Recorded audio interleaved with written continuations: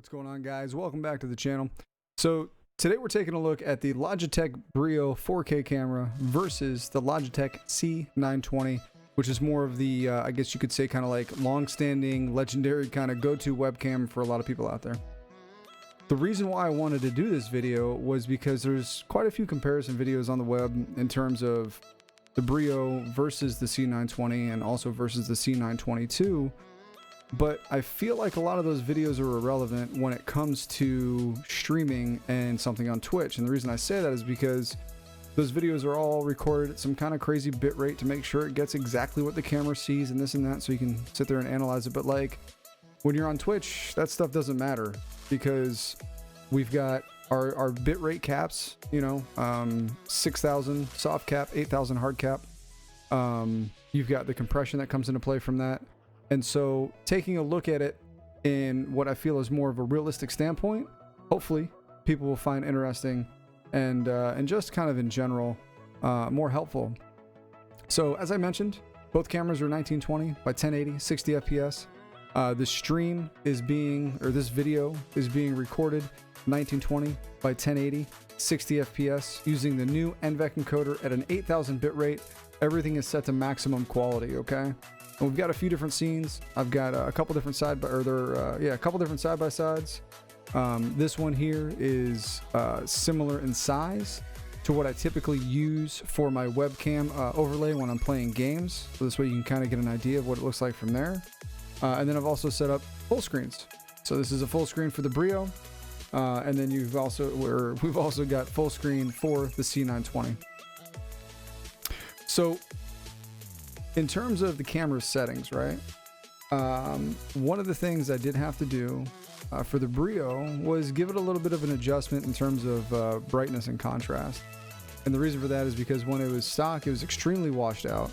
And it was so off-putting, I didn't feel like it would do it justice compared to the C920, because on the default settings, the C920, as you can see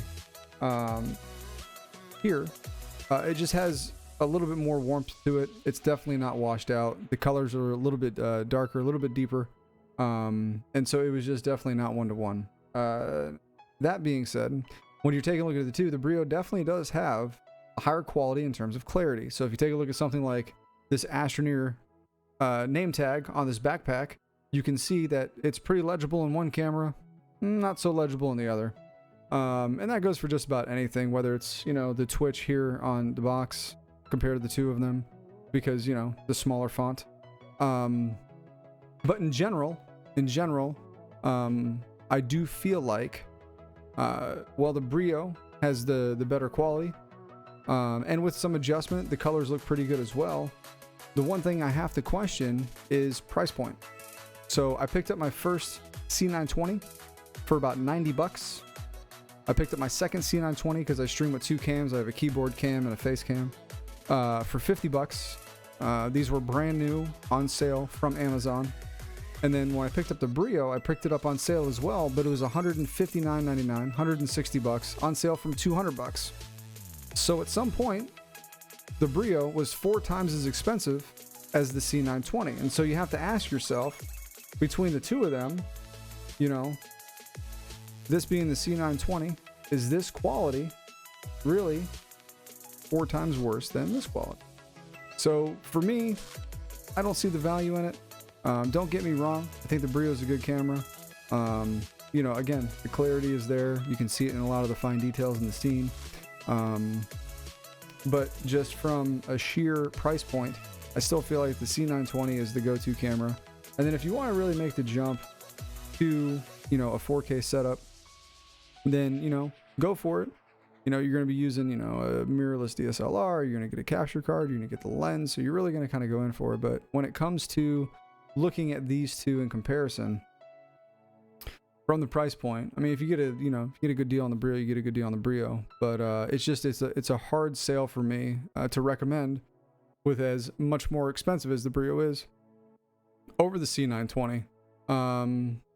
So yeah, so again, just kind of as a quick recap, OBS is set to 1920 by 1080, 60 FPS, using the new NVENC encoder at an 8,000 bit rate.